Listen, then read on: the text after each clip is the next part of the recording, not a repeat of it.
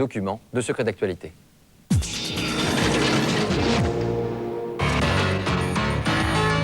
Avec son doigt trempé dans son sang, la victime a-t-elle signé son propre meurtre? 6h sur RTL. Sur le mur, près du cadavre, une inscription de son sang, Omar m'a tué. Omar, c'était le jardinier. Omar Haddad, jugé à partir d'aujourd'hui pour le meurtre de Ghislaine Marchal, une riche héritière de 65 ans. Omar Haddad est le coupable idéal, ce qui ne veut pas dire qu'il est le coupable démontré. Y avait-il suffisamment de preuves pour condamner Omar Haddad? Point par point. Nous avons refait l'enquête. Je vous propose de suivre maintenant notre deuxième enquête. Omar m'a tué. À cause de cette phrase écrite en lettres de sang et que vous voyez derrière moi, un homme a passé plus de 7 ans en prison pour un meurtre qu'il n'a peut-être pas commis. L'affaire Omar Haddad est certainement l'un des faits divers les plus marquants de ces 10 dernières années. Cette histoire comporte tous les ingrédients d'un véritable polar. Le lieu du crime, tout d'abord, une belle villa sur les hauteurs de Cannes. La victime, Ghislaine Marchal, une richissime retraitée. Le présumé coupable, Omar Haddad, son jardinier. 9 ans plus tard, nous avons repris point par point tous les éléments de l'enquête. Vous allez découvrir un dossier émaillé d'erreurs et de négligences. Documents et témoignages inédits. Omar Haddad a-t-il été un coupable idéal? Une enquête signée Thierry Vincent, Romain Icard, Raphaël Bourdelon et Jérôme Pavlovski.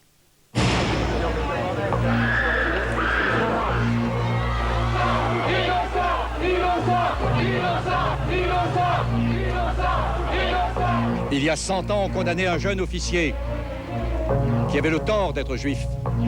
Aujourd'hui, on condamne un jardinier parce qu'il a le tort d'être maghrébin.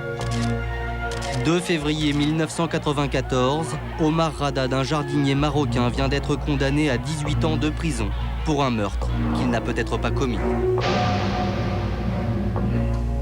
Je suis totalement convaincue de la culpabilité d'Omar. C'est forcément Omar Haddad le coupable. C'est écrit. Le doute n'a pas bénéficié à Omar. Parce qu'Omar Haddad, pour les gendarmes, était coupable dès le premier instant. Il y a tellement de questions qui sont restées sans réponse que c'est quand même bizarre. Cet homme a été condamné sans preuve. Racisme ambiant, disparition de pièces à conviction, pression sur des témoins. Nous allons vous raconter l'histoire d'une des enquêtes judiciaires les plus controversées de ces 10 dernières années. «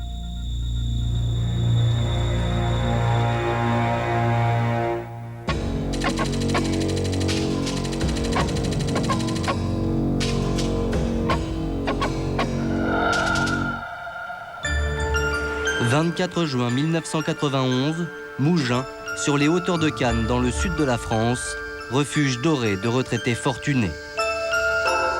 Ce jour-là, des habitants s'inquiètent.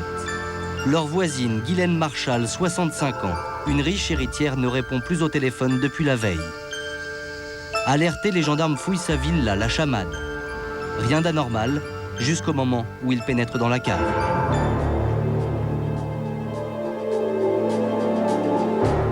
À l'ouverture de la porte, les enquêteurs découvrent un spectacle effroyable.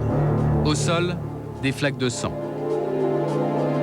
Un peu plus loin, sur la porte de la chaufferie, une première inscription en lettres de sang à peine lisible. Juste à côté, le corps atrocement mutilé de Ghislaine Marchal.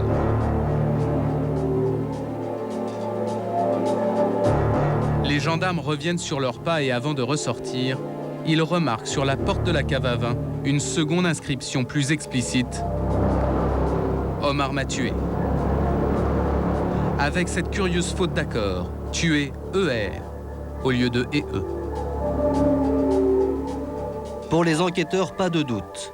Pendant son agonie, Ghislaine Marchal a dénoncé le coupable avec son sang. Les gendarmes cherchent donc à savoir qui est le mystérieux Omar.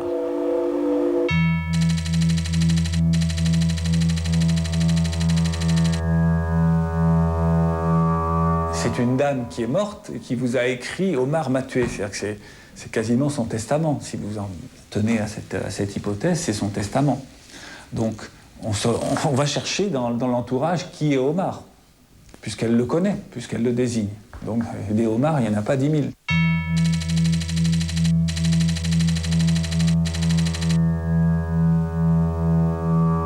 Ils apprennent très rapidement, en interrogeant l'immédiat entourage de Madame Marchal que Madame Marchal a un jardinier répondant au prénom d'Omar.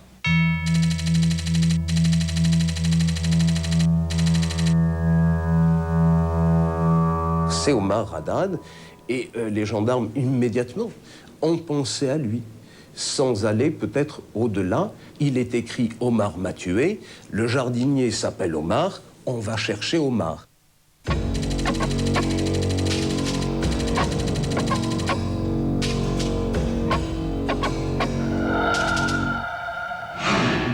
Le soir de la découverte du corps, les gendarmes apprennent par une voisine de Guylaine Marchal qu'Omar Haddad est à Toulon, dans sa belle famille. Mais avant d'aller l'arrêter, les enquêteurs envoient ce téléx à toutes les gendarmeries de France. Jusqu'à aujourd'hui, jamais ce document n'a été publié. Les gendarmes écrivent curieusement que l'assassin présumé est en fuite. L'auteur pourrait être un certain Haddad Omar, sujet marocain de 30 ans, en fuite. Il n'est pas en fuite. Il est dans sa belle famille à Toulon, le lendemain de l'Aïd Kébir, pour être dans cette période de fête en famille.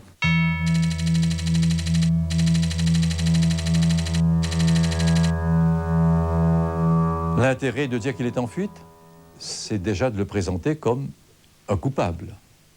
Quand un meurtre a lieu et que quelqu'un est en fuite, c'est qu'il ne se sent pas très clair. En effet, Omar Haddad n'est pas en fuite et les gendarmes le retrouvent sans problème. Ils l'arrêtent à Toulon, dans la cité où vit sa belle famille. Omar se trouvait au balcon et il a vu effectivement des voitures de gendarmerie arriver. Omar n'est absolument pas inquiet, préoccupé. Et il est resté au balcon s'interrogeant sur le point de savoir ce qui se passait, jusqu'au moment où on est venu taper à la porte. Les gendarmes lui demandent si c'est Omar Haddad, il dit oui. Il dit vous êtes arrêté. Il ne comprend pas. Et il les suivra sans difficulté. Les enquêteurs l'emmènent ensuite à la gendarmerie de Cannes et l'interrogent sans ménagement. La vérité, c'est qu'ils ne m'ont pas frappé, mais c'était pire. Ils ne m'ont pas laissé dormir. J'étais assis et on me retirait la chaise pour que je reste debout, et je dormais debout. Et en même temps, on me demandait pourquoi j'avais tué Madame Marchal. Et je leur disais, mais je ne l'ai pas tuée. L'interrogatoire va durer près de 12 heures. Omar Haddad s'en tient à sa version. Il nie fermement être l'auteur du meurtre. Il est aussitôt transféré à la prison de Grasse.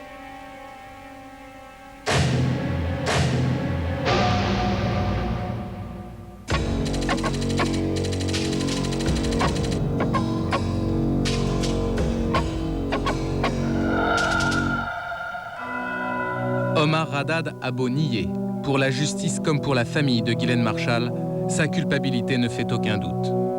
Élément central de l'accusation, les inscriptions en lettres de sang que la victime aurait écrites pour désigner son assassin.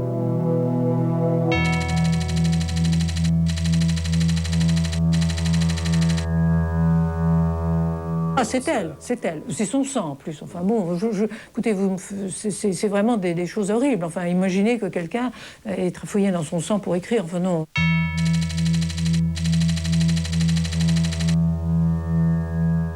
Quand j'ai vu les portes, cela m'a paru une évidence absolue. Donc moi, personnellement, je suis totalement convaincu que c'est elle qui a écrit Omar m'a tué. Elle l'écrit et elle l'écrit 2 fois.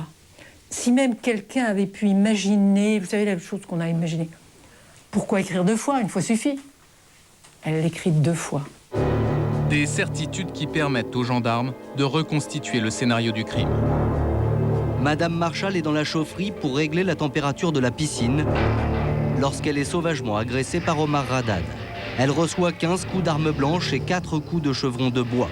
Ensuite, le meurtrier quitte la cave, la laissant pour morte. Mais en fait, Guylaine Marchal est encore vivante. Elle agonise mais trouve tout de même la force de se relever. Toujours selon les gendarmes, elle va d'abord écrire le premier message sur la porte de la cave à vin. Omar m'a tué. Ensuite, elle se dirige vers l'interrupteur à l'entrée de la cave. Elle éteint la lumière, puis retraverse la pièce pour écrire dans l'obscurité la 2e inscription incomplète. Ensuite, elle s'écroule dans la chaufferie.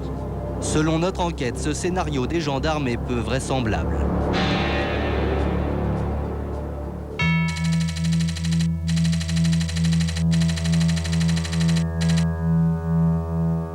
paraît très difficile de dire que Madame Marchal pouvait se lever et écrire sur le mur alors qu'elle était en train de se vider de tout son sang. Ce n'est pas possible à une femme à ce point blessée d'écrire une phrase complète.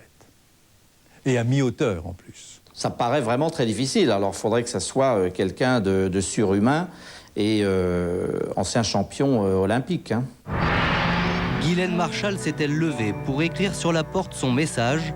Nous allons vous démontrer pourquoi ce scénario est peu probable. Au regard des blessures qu'elle a subies, il y aurait eu immanquablement écoulement de sang dans la cavité abdominale. La cavité abdominale, c'est comme un bol. Le sang s'épanche, coule à l'intérieur. Il y a une hémorragie cataclysmique. Et il y a nécessairement beaucoup de sang que l'on va retrouver dans la cavité abdominale. Or, dans le rapport d'autopsie daté du 2 novembre 1991 et signé par 3 médecins légistes chargés de l'expertise, on peut lire. L'autopsie a permis de constater l'absence d'hémorragie interne importante au niveau du crâne, du thorax et de l'abdomen. Autant d'éléments qui militent en faveur de la thèse selon laquelle Madame Marchal ne s'est pas déplacée après avoir reçu ses coups. Ce qui nous permet de remettre en cause le schéma, le scénario qui est décrit par les enquêteurs comme ayant pu être celui du meurtre de Madame Marchal. 6 mois plus tard, dans un second rapport, les mêmes médecins contredisent leurs premières conclusions. L'autopsie montre la présence d'une quantité importante de sang dans la cavité abdominale.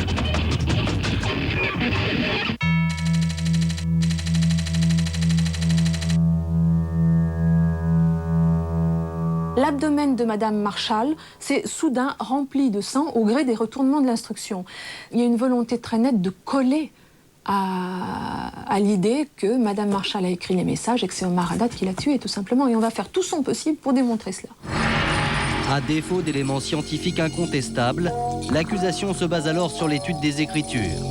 Un graphologue, Gilles Giesner, est chargé d'expertiser les inscriptions sur les portes pour en déterminer l'auteur. Sa conclusion est sans appel. Madame Marchal a tracé les 2 messages. Dans l'hypothèse qu'on nous donne, elle est appuyée sur un genou, elle écrit. Les lettres ne sont pas irrégulières, elles sont tracées au cordeau. C'est pas possible. Il y a des lettres qui sont ratées, elles sont reprises. À qui fera-t-on croire que c'est là le travail d'une morte? D'autres graphologues, une quinzaine au total, ont procédé à des contre-expertises. Tous sont formels pour dire que les inscriptions en lettres de sang ne sont pas de Madame Marchal.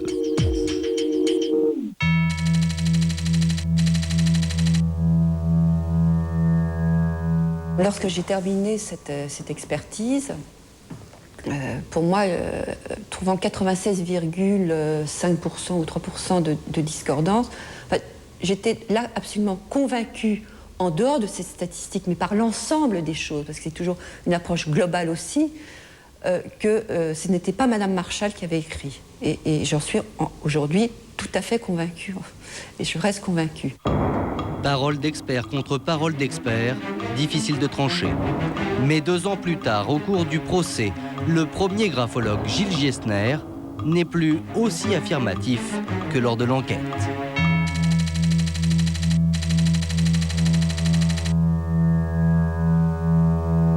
On se retrouve avec un expert qui recule, et qui finit par dire « Bon, je suis sûr aux 2 tiers ». Effectivement, il faut se prononcer. C'est l'écriture de Madame Marchal ou ça ne l'est pas. Si je vous ressemble aux 2 tiers, je ne suis pas vous. Et dans le doute, le doute bénéficie à Omar. Vous vous rendez compte, vous êtes coupable aux 2 tiers. Vous êtes accusé aux 2 tiers. Parce que c'est ça, hein. Parce que si c'est pas Madame Marchal un tiers, qui c'est le tiers? Le tiers, il est où? L'expertise en écriture n'est donc pas totalement convaincante. Reste un autre élément important, la faute de français. Omar Mathué, ER, au lieu de EE. Madame Marchal, une femme cultivée, peut-elle commettre une faute aussi grossière? Une faute de syntaxe de la part de ma sœur, je ne dis pas que c'était courant. Enfin, ça arrive. En plus de ça, les circonstances, on n'est pas... non, il ne faut pas demander l'impossible à quelqu'un qui va mourir.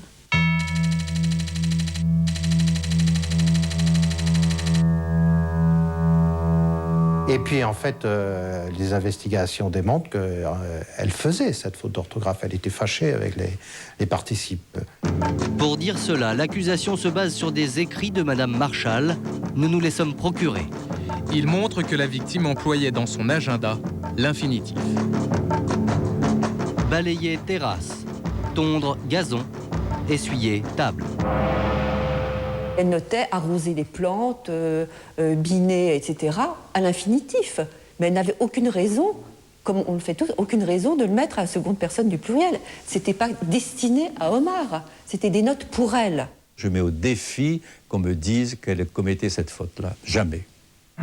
Si effectivement Guylaine Marchal ne fait pas la faute d'accord du participe passé, alors qui peut être l'auteur du message en lettres de sang sur la porte de la cave? Toute l'affaire repose sur l'écriture et on n'a absolument pas, on s'est absolument pas occupé de l'entourage proche ou moins proche de Madame Marchal. Des témoins disent que d'autres personnes de son très proche entourage commettaient cette faute. En effet, dans l'entourage de Guylaine Marchal, plusieurs personnes sont susceptibles de faire cette faute. Comme par exemple le montre ce courrier, cette lettre, vous ne l'avez jamais vue. Et surprise, on y trouve cette faute, troublée et, puis rectifiée ER, la même faute que dans la cave. Cela ne prouve rien si ce n'est que les enquêteurs n'ont pas fouillé toutes les pistes. C'est une piste. Et c'est une piste sérieuse. Ce pourrait être la même personne qui a écrit sur les portes de la cave de Madame Marchal. C'est possible.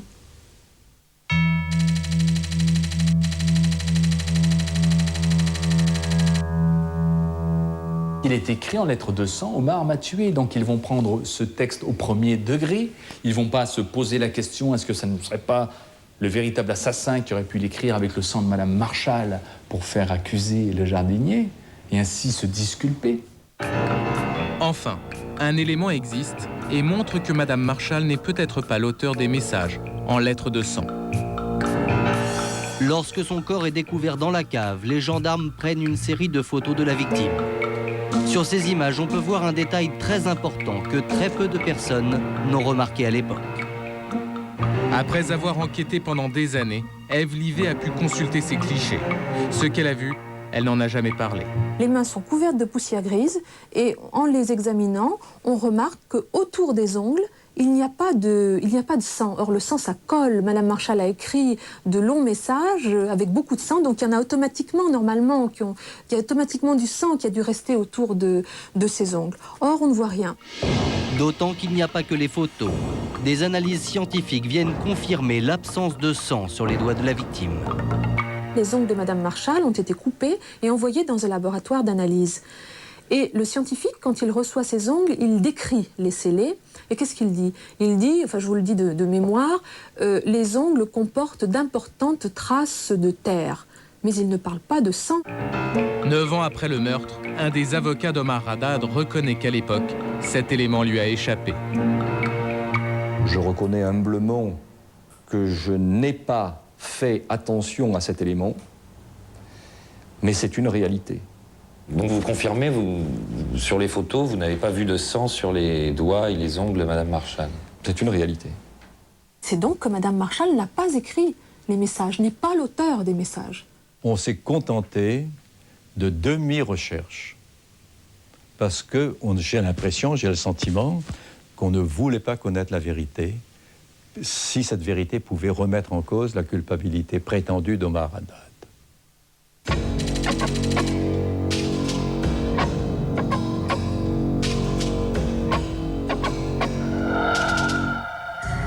Malgré l'absence de preuves matérielles, les gendarmes pensent avoir leur coupable, mais ils n'ont toujours pas de mobile. Très vite, c'est chose faite. Omar Haddad a tué pour de l'argent. Pour dire cela, les enquêteurs se basent essentiellement sur un témoignage, celui de la femme de ménage de Guylaine Marchal, qui affirme qu'Omar Haddad réclamait sans cesse des avances sur salaire.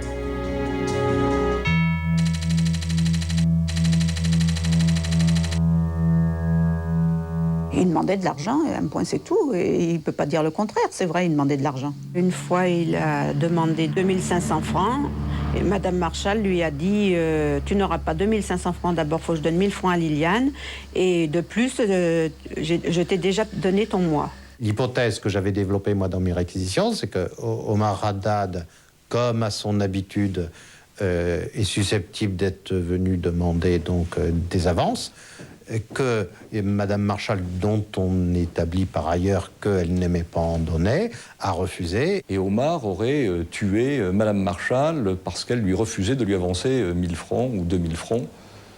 J'avoue que je n'ai jamais compris ce mobile. Pour étayer leurs convictions, les gendarmes cherchent à accumuler des éléments à charge. D'abord, ils découvrent qu'Omar Haddad a des difficultés pour payer son loyer, ce que dément formellement sa propriétaire. La gérante du cabinet immobilier qui lui louait son studio au Canet est venue et a dit effectivement, il avait un mois de retard, mais pour nous, on ne s'inquiétait pas. Ça lui arrivait parfois, mais c'est un très bon locataire, nous n'avons pas à nous plaindre. Ensuite, les enquêteurs apprennent qu'Omar Haddad jouait aux machines à sous, ce qui expliquerait ses besoins d'argent. Mais voilà, la plupart des employés du casino de Cannes le décrivent comme un joueur tout à fait modeste. Et puis, pour faire bonne mesure, on a imaginé qu'Omar Haddad voyait des femmes.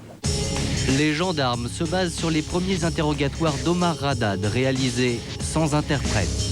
Le jardinier aurait avoué avoir fréquenté une prostituée quelques jours avant le meurtre, comme le montre son premier procès-verbal d'audition devant les gendarmes.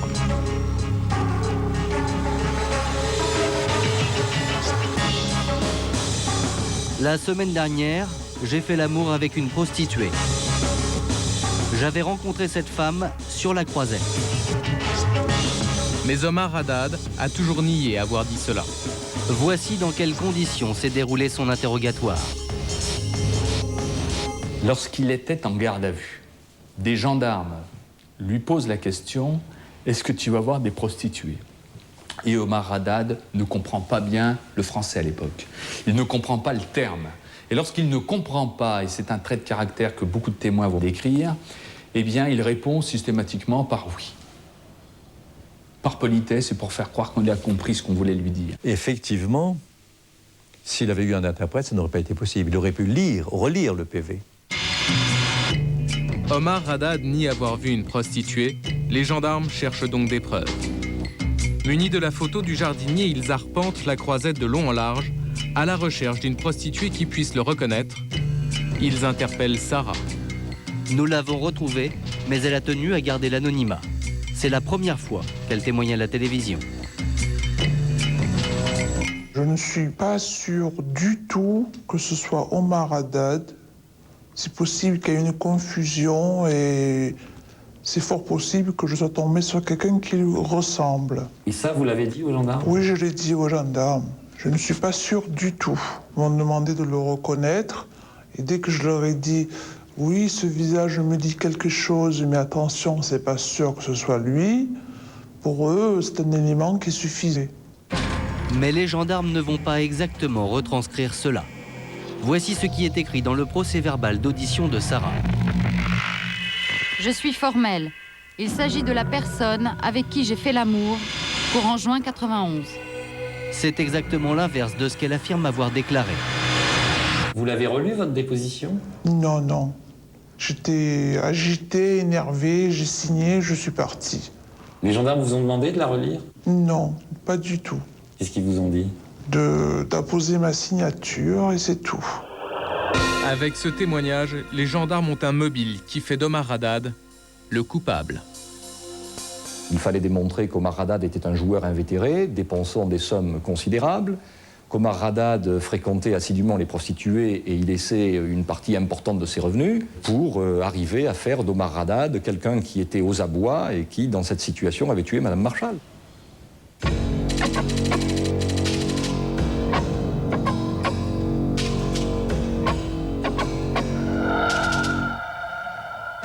Persuadés qu'ils tiennent leur coupable, les gendarmes s'abstiennent d'explorer d'autres pistes pour savoir si d'autres personnes qu'Omar Haddad auraient eu intérêt à tuer Ghislaine Marchal. Par exemple, ils n'enquêtent pas sur la personnalité de la femme de ménage, celle qui pourtant déclare aux enquêteurs « Madame Marchal me soupçonnait de lui avoir dérobé une première fois son sac et une seconde fois de l'argent. » Les gendarmes ne cherchent pas à en savoir plus. Ils n'interrogent pas non plus l'amant de Liliane Recevaux, un homme au casier judiciaire particulièrement chargé.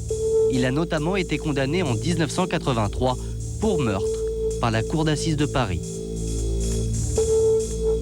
Cette absence d'intérêt ou tout simplement de curiosité participe à mon sens toujours de la même conviction affichée par les enquêteurs au bout de 48 heures d'enquête qu'ils ont trouvé effectivement le coupable idéal.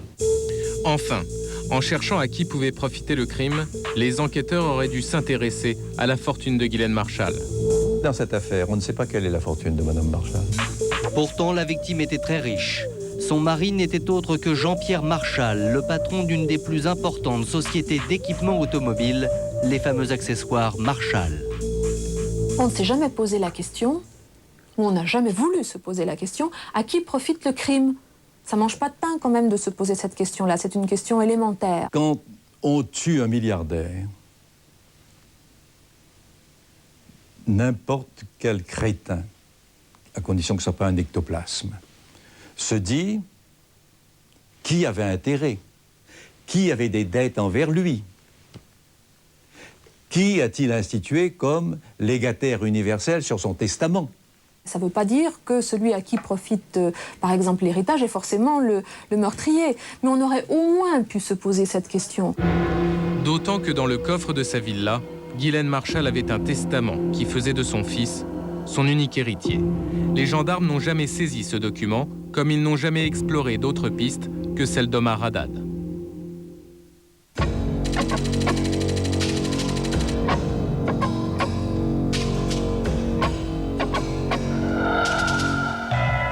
Neuf ans après le meurtre, une inconnue demeure.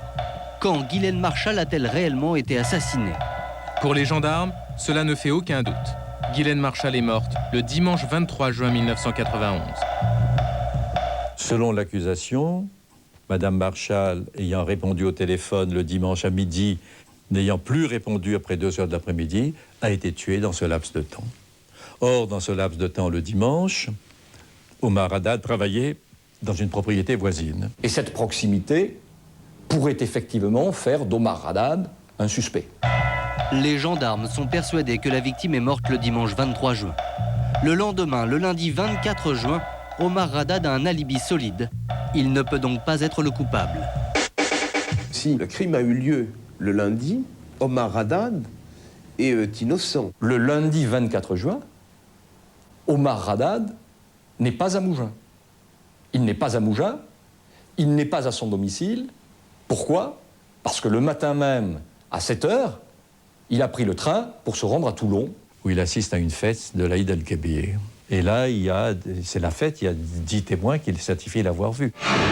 Pour la première fois, nous allons vous raconter pourquoi Ghislaine Marchal est sûrement morte le lundi 24 juin 1991. Ce soir-là, lorsque le légiste examine le corps de la victime, il remarque un indice capital qui permet de dater précisément la mort. La victime a les yeux clairs.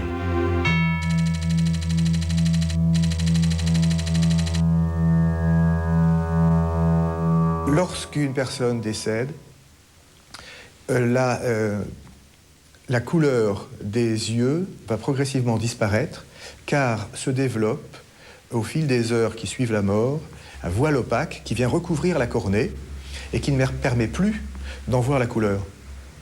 Et ce voile opaque se développe en 6 heures. Encore plus rapidement s'il fait chaud dans la chaudière. Or, nous sommes en été, sur la Côte d'Azur, et en plus, nous sommes dans une cave, non pas une cave fraîche, mais une cave où il y a une chaufferie, et une chaufferie qui est en marche, parce que ce n'est pas la chaufferie du chauffage central, c'est la chaufferie de la piscine.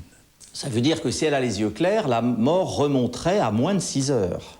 On peut penser que s'ils se sont rendus le lundi à 20 heures, qu'elle est morte le lundi dans l'après-midi. Et le lundi, Omar Haddad, il est à Toulon.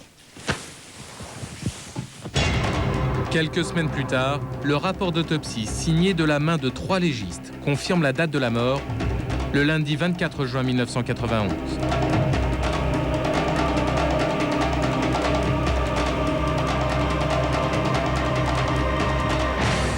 À présent, toute la thèse de l'accusation s'effondre. Guylaine Marchal ne peut pas être morte le dimanche. Pour les avocats d'Omar Haddad, leur client est disculpé. Nous nous précipitons dans le bureau du juge d'instruction, qui est contigu à celui où nous avons procédé à l'examen du dossier. Nous tapons à sa porte, nous lui disons « il est innocent ». Omar Haddad, sous la plume des médecins légistes, ne peut pas être le coupable sur lequel pèsent de lourdes charges. Il faut le lâcher, il faut le sortir.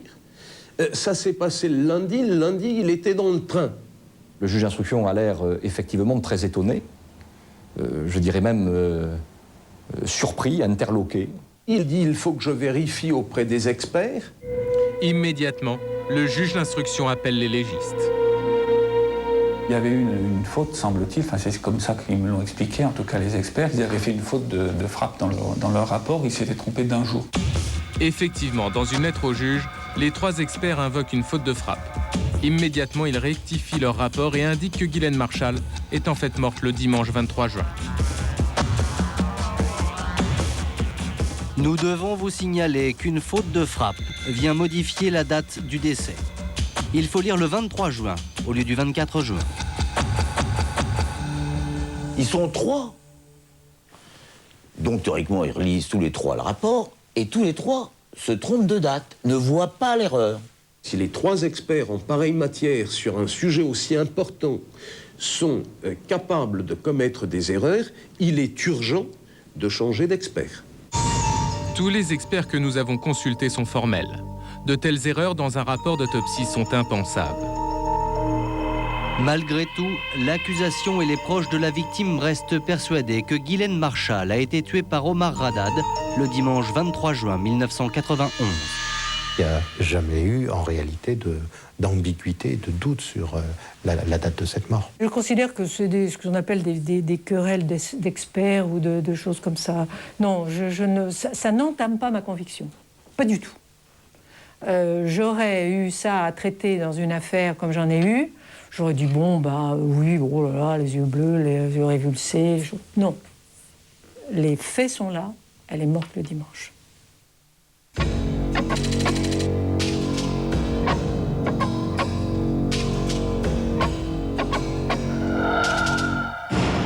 Pour la justice, la date de la mort reste officiellement le dimanche 23 juin 1991. Ce jour-là, Omar Haddad ne travaille pas à la chamade, mais à une centaine de mètres de là, chez une voisine, Madame Pascal. Entre midi et 1h, le jardinier s'absente pour aller déjeuner.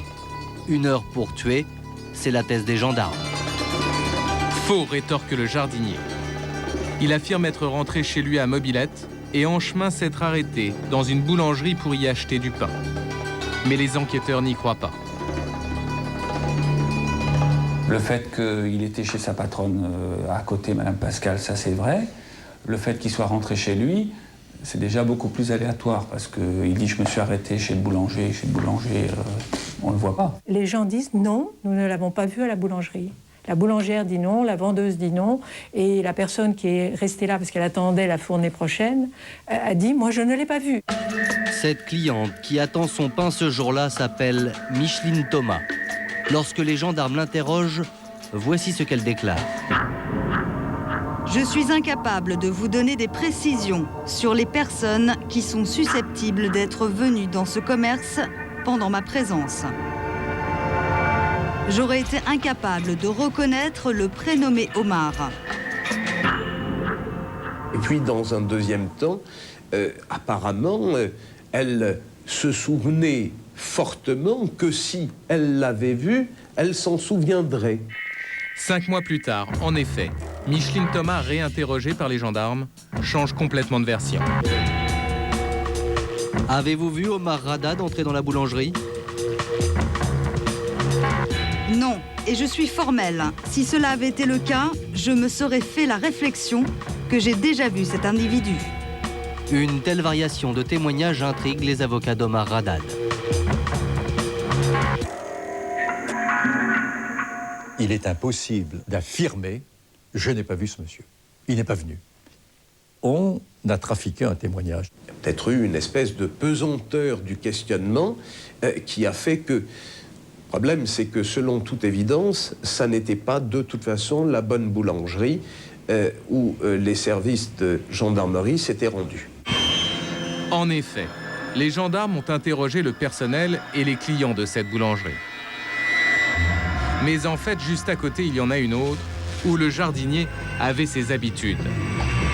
Et les gendarmes n'y sont jamais allés.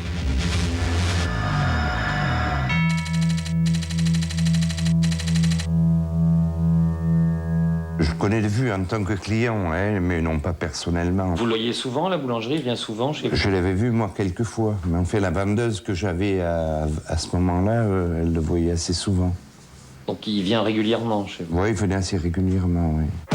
Pour vérifier si Omar Haddad a bien acheté du pain entre midi et 13h le dimanche 23 juin, les gendarmes auraient dû aussi interroger Marcel Mortigliengo.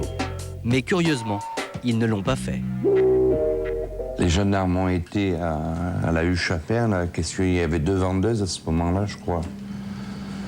Et bon, et puis, mais chez nous, ils ne sont jamais venus. Vous les avez vus, les gendarmes, lorsque Non. Jamais personne ne m'a posé aucune question. Les gendarmes ont vérifié dans la hâte et dans l'incompréhension des explications données par Omar Haddad auprès d'une seule boulangerie, ce qui est effectivement cocasse. Si on ne le voit pas dans l'une, on peut aller vérifier dans l'autre. Même si, à la limite, Omar Haddad ne demande pas ou n'exige pas qu'on y aille. Tel est le devoir des enquêteurs. Est-ce que, à votre avis, c'est possible que ce dimanche 23 juin 1991, ça soit dans votre boulangerie qu'il soit allé? C'est plus que possible. Mais 9 ans après, M. Mortigliengo ne se souvient plus. Après son arrêt à la boulangerie, Omar Haddad affirme être rentré déjeuner chez lui. Il y reste 20 minutes. Aucun témoin n'a jamais pu confirmer ses dires. Ensuite, le jardinier retourne travailler chez Madame Pascal. En chemin, il s'arrête téléphoner à sa femme depuis une cabine située tout près de son domicile. Un appel que confirme France Télécom et qui laisse penser qu'Omar Haddad est bien rentré chez lui.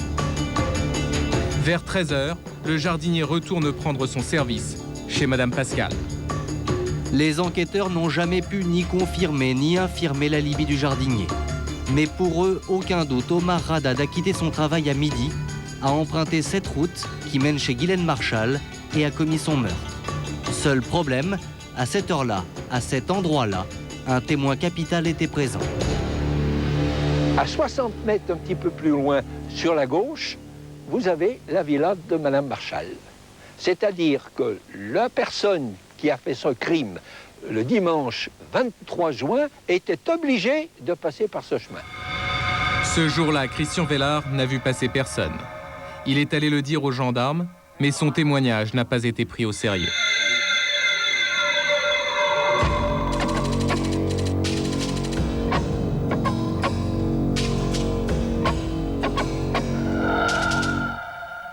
Les gendarmes ont un coupable, un mobile, mais pas d'arme du crime. Le 9 août 1991, 1 mois et demi après le meurtre, ils saisissent un taille-haie dans le local de jardinage de la Chamade. Pour l'accusation comme pour la famille de Guylaine Marchal, aucun doute, le taille-haie est forcément l'arme qui a servi à tuer. Effectivement, on peut penser que c'est le taille-haie, d'autant plus que le taille-haie était bien accroché dans le petit réduit. C'est un instrument quand même de jardinier. Pourquoi on dit le taille-haie? Parce qu'il est jardinier d'une part, et ensuite qu'on sait que Omar Haddad, il n'a pas même pas un petit couteau dans sa poche. Donc la seule lame qu'il puisse avoir à portée de main, c'est le taille-haie. Seule difficulté, c'est que manifestement l'arme utilisée telle que décrite par les légistes ne correspond pas par sa configuration, ses dimensions, sa structure à ce taille-haie. En effet, dans le rapport d'autopsie, la description de l'arme du crime ne correspond absolument pas à celle d'un taille-haie. Il s'agit d'une lame effilée à double tranchant, mesurant de 15 à 20 cm de long et large de 2 cm au maximum. Je ne pense pas qu'au vu d'un rapport, on puisse dire que ce sécateur taille-haie puisse être à l'origine des lésions qui ne sont pas tellement profondes. Donc compte tenu de la profondeur des blessures et compte tenu de la nature des blessures, le taille-haie n'ayant des lames qui ne coupent que d'un seul côté, par définition, c'est incompatible. En fait, les blessures de Guylaine Marchal ont été faites par une arme qui ressemble plutôt à celle-ci. Un coupe-papier tranchant des deux côtés. Et dans la maison de la victime, il y avait bien un objet de ce type que les gendarmes n'ont jamais retrouvé. C'est un détective privé, mandaté par l'avocat d'Omar Haddad, qui s'en aperçoit plusieurs années plus tard en interrogeant la femme de ménage. Lorsque je vais lui montrer ce couteau, car j'avais pris soin de me munir d'un couteau avec une lame semblable à celle décrite par les légistes. Et lorsque je vais lui poser sur la table, eh bien, elle va rester bouche bée. J'ai dit oui, il y en a un comme ça chez Madame Marchal. Et il me semble qu'il n'y ait plus parce que je suis retournée faire des ménages et je me rappelle plus pas l'avoir vu. Donc cette arme, selon la femme de ménage toujours, aurait disparu à la suite du décès de Madame Marchal. Aujourd'hui encore, la disparition de ce coupe-papier reste une énigme. Parce qu'à leurs yeux, Omar Haddad est le coupable, les gendarmes n'ont pas recherché la véritable arme du crime. Une lacune de plus dans un dossier truffé de nombreuses négligences.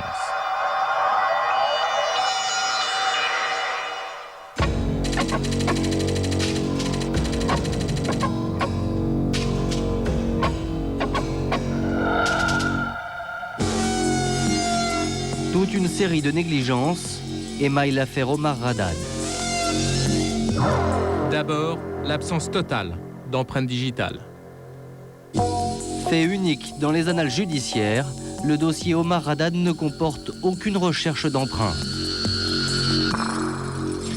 Pourtant, dans la cave où l'on découvre le corps de Guylaine Marchal, sur l'interrupteur, sur le chevron de bois avec lequel elle a été frappée, ou encore sur les portes où figurent les inscriptions, il devait forcément y avoir des empreintes digitales. Que l'on ne vienne pas nous dire qu'il n'y en a pas parce qu'on n'en a pas trouvé, il n'est pas possible que l'on n'ait pas trouvé d'empreintes digitales dans cette cave. Pourtant, dans leur rapport d'enquête, les gendarmes restent flous sur ce point. Ils écrivent simplement cette petite phrase ambiguë. Aucune empreinte digitale n'a été remarquée. Quand on entre dans une cave qui contient le cadavre d'une femme martyrisée, on ne cherche pas s'il y a des empreintes digitales à remarquer ou remarquables. On cherche toutes les empreintes digitales. Une empreinte, ça ne se remarque pas. Une empreinte, ça se relève. Et là, c'est un rapport de mauvaise foi pour essayer d'expliquer une carence qui, effectivement, est condamnable. Je n'ai pas relevé d'empreinte puisque je n'en ai pas vu. En gros, c'est ça. En 1994, lors du procès d'Omar Haddad, les gendarmes avouent finalement qu'ils ont bien recherché des empreintes, mais qu'ils n'ont rien trouvé, pas même celle d'Omar Haddad. Et cela, ils ne l'ont jamais mentionné dans leur rapport d'enquête. J'imagine que si l'on avait trouvé des empreintes digitales attribuables à Omar Haddad, le résultat de ces recherches et de ces analyses se trouverait dans la procédure. Nous n'avons absolument aucun élément concernant le résultat de recherche d'empreintes digitales dans cette procédure. On ne trouve pas de documents attestant d'une recherche d'empreinte parce que cette recherche, d'une part, est négative, et donc une recherche négative serait plutôt favorable à Omar Haddad. Et puis peut-être peut-on envisager d'autres hypothèses.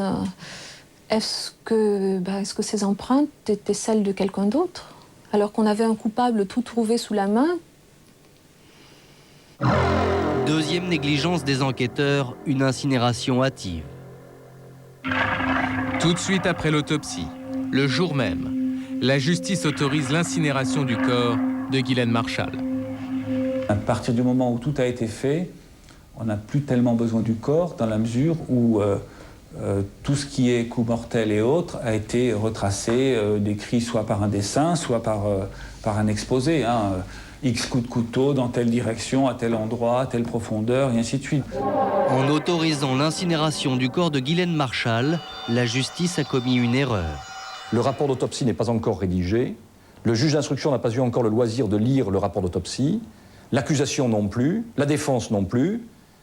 et on restitue le corps à la famille qui va incinérer la dépouille mortelle de Mme Marchal. Les médecins légistes ont 1 mois pour rendre leur rapport, 1 mois ou 1 mois et demi, que leur donne le juge d'instruction.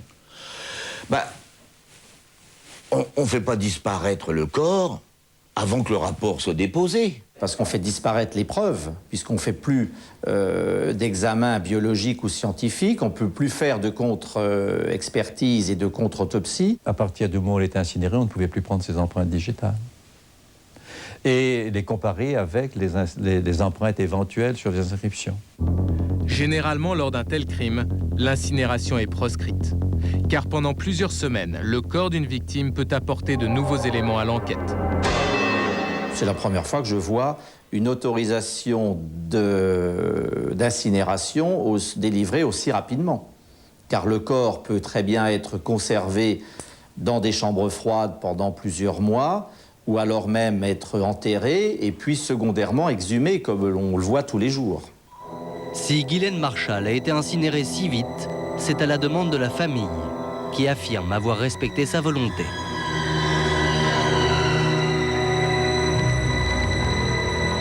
Elle avait demandé à être incinérée. Est-ce que la volonté de votre sœur d'être incinérée, est-ce qu'elle l'avait fait par écrit, elle en avait fait part à des gens de sa famille, par oral? Je ne répondrai pas. En fait, rien ne prouve que Guylaine Marchal souhaitait être incinérée. Au contraire, on peut penser qu'elle voulait être enterrée, ici, au cimetière de Mougins. La famille Marchal y a un caveau de 4 places. Une concession funéraire à perpétuité achetée en 1974. À ce jour, le caveau est vide. En autorisant l'incinération, la justice a fait disparaître l'une des principales pièces à conviction du dossier. Ça veut dire qu'à ce moment-là, on est sûr, on est convaincu qu'on a le coupable. Pas de problème. On l'a, à la preuve, on brûle. Puis il n'y a pas que ça qu'on a brûlé. Autre négligence de l'enquête, des indices ont été détruits. Le corps n'est pas la seule pièce à conviction qui va disparaître du dossier. Lorsqu'ils fouillent la villa de Guylaine Marchal, les gendarmes saisissent un appareil photo. À l'intérieur, une pellicule avec 11 clichés. Après développement des photos, les enquêteurs dressent ce procès-verbal. Ces photographies n'apportent aucun élément positif au dossier. Nous procédons à leur complète destruction, ainsi qu'à celle de la pellicule. En termes juridiques, cela s'appelle détruire un scellé. L'histoire de la pellicule photo, ça a été le comble. Pourquoi on a détruit ces photos? Moi, c'est là, en plus de 30 ans de carrière, j'avais jamais vu détruire un scellé comme ça. C'est une destruction de preuves. Lors du procès, le major Sancy, qui dirige l'enquête, est interrogé longuement sur ce point. Ses propos sont équivoques. Le major n'a pas dit qu'il n'y avait rien. Il a dit que ça n'avait pas d'intérêt. Pas d'intérêt. Ah bon? Alors si ça n'a pas d'intérêt, pourquoi? Un scellé de plus ou de moins, 11 photos dans les 2 mètres cubes du dossier, bon. Ce qu'il y avait dessus doit être soumis au débat.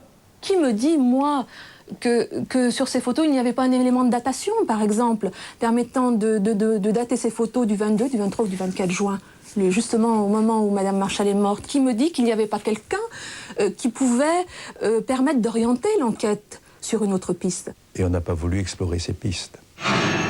Même si ces photos n'avaient vraiment aucun intérêt, les gendarmes n'auraient pas dû les détruire. Moi, je suis le fils de Mme Marchal. On me dit, ça, c'est les dernières photos prises par votre mère. C'est les dernières photos où figure votre mère. Moi, j'ai dit, vous me les donnez, hein. Je suis étonné également, enfin, en tout cas, à ma connaissance, il n'y a rien eu de tel, que la famille n'ait pas manifesté sa désapprobation ou n'ait pas manifesté sa révolte de se voir privé des dernières photographies, des derniers instants de Mme Marchal. Ma sœur avait effectivement un petit appareil, elle prenait des photos, mais si les gendarmes considéraient que ça pouvait être détruit, ça pouvait être détruit. Mais après tout, c'est peut-être les dernières photos de votre sœur. Enfin, vous étiez en droit, en tant que famille. Oui, ben, écoutez, non, ça, je n'ai pas été choquée par ça, et je n'ai eu connaissance de cette chose que par, je dirais pas récemment, mais enfin après coup. Donc ça ne m'a pas choquée du tout, non, absolument pas, non. Le procureur Bernard Farret, l'homme qui a requis 17 à 20 ans de prison à l'encontre d'Omar Haddad, avoue aujourd'hui, 9 ans après, que la destruction des photos est une faute indiscutable des enquêteurs. On avait le PV des gendarmes qui disait que elle ne présentait aucun intérêt, que ça n'avait aucun rapport avec l'affaire. Ceci dit, c'est toujours mieux de garder les choses. Vous qualifiez ça d'une erreur? Oui, il vaut mieux pas le faire. Vous savez, dans ce dossier, bon, 1 erreur, 2 erreurs, 3 erreurs, bon, d'accord, 4, 5, 6, ça commence à devenir inquiétant. À la 10e erreur, vous vous dites, ce ne sont pas des erreurs.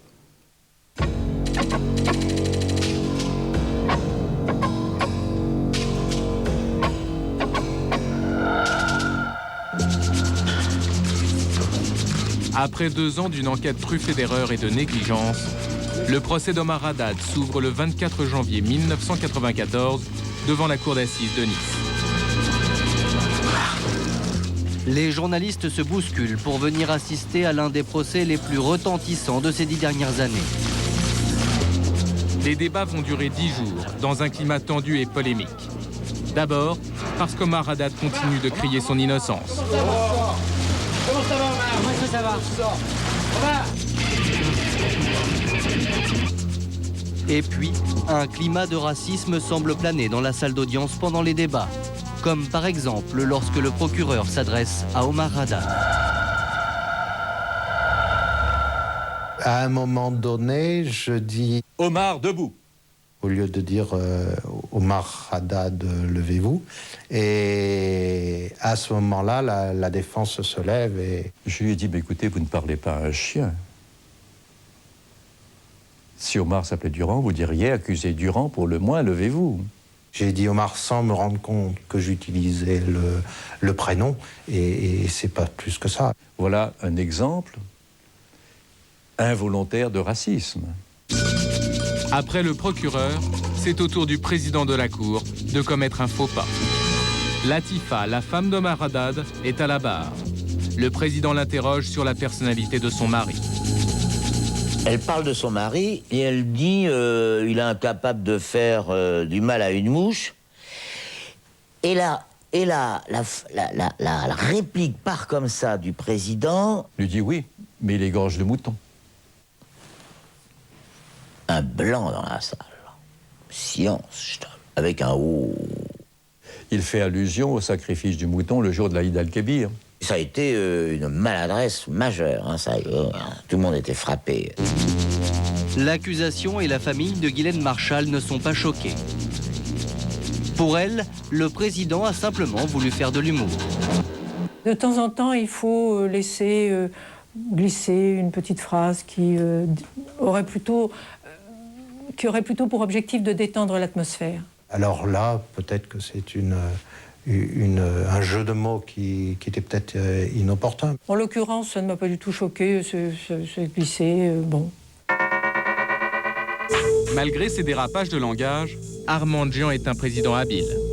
Il semble convaincu de la culpabilité d'Omar Haddad. Et pour frapper les esprits des 9 jurés, il met en place une stratégie particulièrement efficace. Il décide d'exposer dans le prétoire le dernier jour des débats les fameuses portes où il est écrit « Omar m'a tué ». C'était un coup du président. C'est-à-dire que le président, il est libre de l'audience, il fait ce qu'il veut. Il amène ça à la fin des débats, c'est-à-dire au moment où les jurés peut-être, hésitent, mais ils ont tout entendu, les doutes, les questions, les zones d'ombre, tout ça. Baf, on leur amène les portes. Et à ce moment-là, il y a quelque chose qui se passe, car on avait parlé de cette inscription pendant plusieurs jours. Et ça a fait un effet d'audience, parce que c'était la mort, le sang qui réapparaissait concrètement dans le procès. C'est l'ombre de Mme Marchal, la main de Mme Marchal, le visage de cette femme qui revient dans la cour. Et alors là... Il y a une réalité à ce moment-là qui s'impose aux jurés. Après les plaidoiries de la partie civile et de la défense, C'est l'heure du délibéré. Le sort d'Omar Haddad est maintenant entre les mains des 9 jurés, 4 hommes et 5 femmes, assistés du président et de ses 2 adjoints. Ils se réunissent à huis clos dans cette salle, après que le procureur ait requis 17 à 20 ans de prison à l'encontre du jardinier. Les délibérés durent plus de 6 heures, car les jurés hésitent. Et pour l'avocat d'Omar Haddad, qui attend dans les couloirs du palais de justice, cela n'est pas très bon signe. Au fur et à mesure que ça dure, évidemment, mon inquiétude augmente. Parce que je me dis, si ça dure, c'est qu'il y a une résistance. Et c'est qu'on est en train de faire le forcing. Parce que pour répondre à une question, Omar est-il coupable, mettre 6h30 de débat, je ne peux appeler ça autrement que du harcèlement et du forcing. Un juré m'a raconté que le président Jean était très présent pendant les suspensions, etc. etc. Bon. Et qu'il était... comment dirais-je, bon, alors il y a des présidents qui sont très présents auprès de leurs jurés, il y a d'autres qui les laissent complètement à part, ça dépend des présidents, hein, ils font ce qu'ils veulent. Et que le président, il était convaincu de la culpabilité. Et qu'il n'y avait pas beaucoup de place dans le doute, dans sa tête. Et qu'il préférait qu'il n'y en ait pas non plus dans la tête des jurés. Il est presque 18h ce 2 février 1994. Le verdict tombe. Les jurés ont suivi les réquisitions de l'avocat général et condamnent Omar Haddad à 18 ans de prison.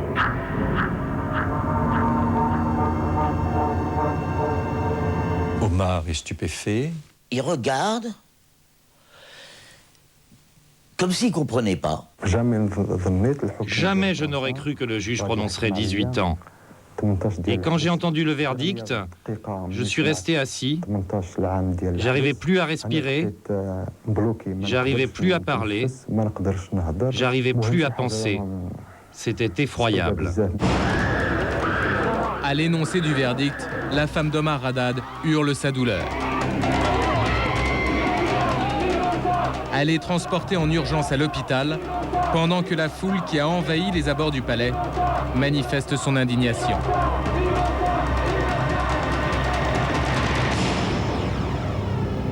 Maître Vergès, lui, crie à l'erreur judiciaire devant les caméras de télévision.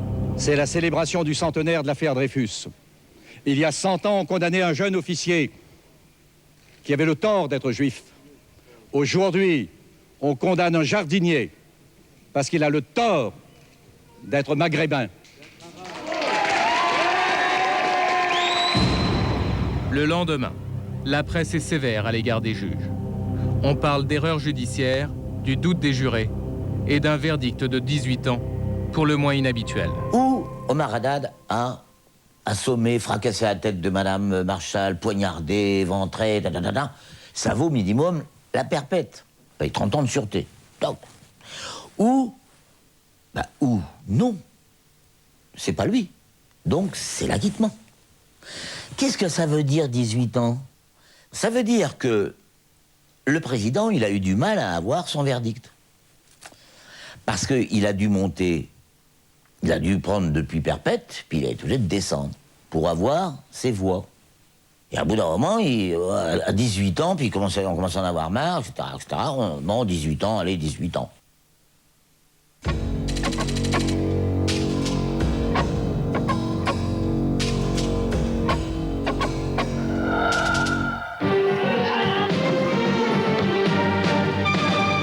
Monsieur, bonsoir. Au lendemain du procès, la télévision marocaine se mobilise pour obtenir la libération d'Omar Haddad. Vous le savez, il s'agit d'une affaire à laquelle nous avons tous été très sensibles. L'histoire de l'un de nos ressortissants marocains en France, Omar Haddad. Les émissions spéciales se succèdent pour expliquer que le jardinier a été victime d'une erreur judiciaire. Les Marocains qui ont suivi ce procès pense que Omar Haddad a été victime d'une injustice. Manifestement, l'opinion publique marocaine attend quelque chose. Et le roi du Maroc s'intéressait beaucoup, mais avec discrétion, à la situation d'Omar. Et c'est discrètement, profitant d'un voyage officiel en France, que le roi Hassan II du Maroc obtient de Jacques Chirac la grâce d'Omar Haddad. Le jardinier marocain est libéré le 4 septembre 1998. Il aura passé 7 ans et 2 mois en prison. Mais au regard de la loi française, Omar Haddad est toujours aujourd'hui coupable d'avoir tué Ghislaine Marchal le dimanche 23 juin 1991 à Mougins, dans les Alpes-Maritimes.